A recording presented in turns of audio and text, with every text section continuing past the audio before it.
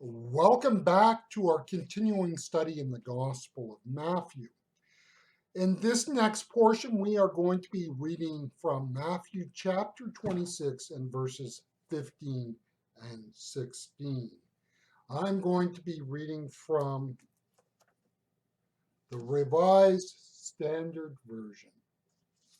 Matthew chapter 26 and verse 15. And said, "What will you give me if I give him to you?"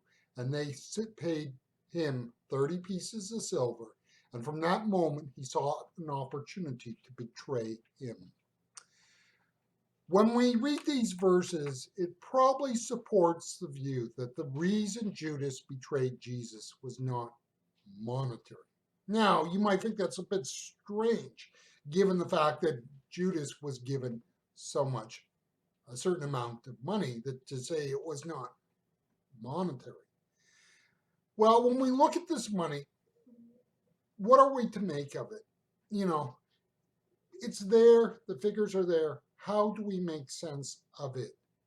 For example, I can go back into the Old Testament in Exodus chapter 21 and verse 32 and be told and read there that 30 pieces of silver was the price for a slave. And this is a thought that is echoed in Zechariah chapter 11, verse 12. And that's kind of fascinating because the better part of a millennia passed maybe between those two passages, maybe 600, 800 years. So there is a sense in which this money has to be seen from a biblical perspective, i.e., were the people who gave Judas the 30 pieces of silver using a figure of money, an amount of money that was symbolic. Understand that what they were giving was no relationship to the cost of a slave in the time of Jesus. So was the money symbolic of a biblical idea of the cost of a slave, and therefore, ergo, a reflection of their belief and feeling of who Jesus was? And that seems to be fairly strong thing to say.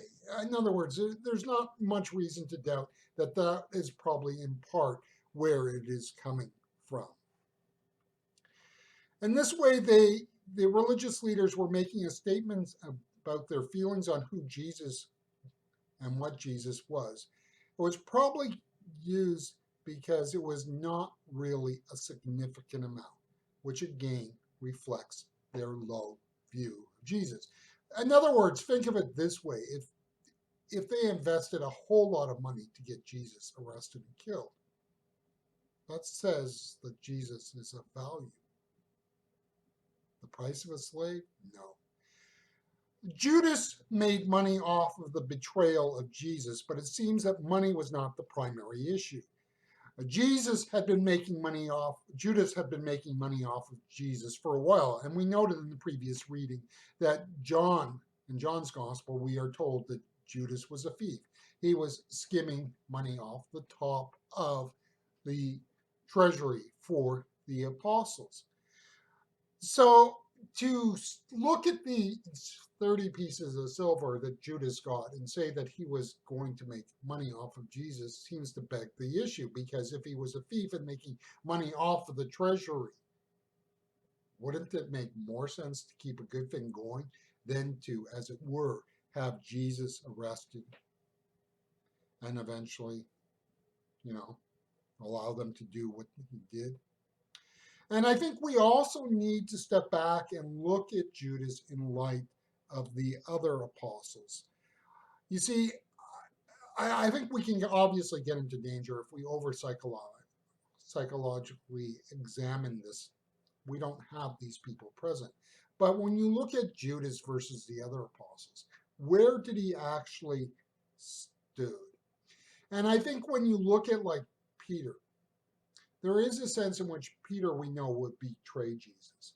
But who was the more honest of the two at this point? And we would probably lean to Peter, because Peter is the beloved apostle. Well, Peter said, "I will never betray you," and went out and did. Judas, in a sense, is honest with his feelings. Now, honest is not, and I think this is where we can get hung up in, a positive thing. I think Judas was honest at this point in time with where his feelings were with Jesus in a way that Peter was not honest. And Peter had to work through that and come face to face who he really was. And this is part of a bigger point. Now, I cannot look at all the apostles because we simply lack information. We know of Peter. We can say John. We know that James in Acts chapter 12 is martyred for the faith. And then there's Matthew, the tax collector, or Levi, who later wrote a gospel. So those four apostles are ones that we have a sense in which we know that their faith meant something to them and carried forward. But when I look back at this point in time, how different was Judas from the other apostles? You know, I think they all had to grow up, mature, and develop. And I think Judas took the wrong fork in the road. Doesn't mitigate what he does.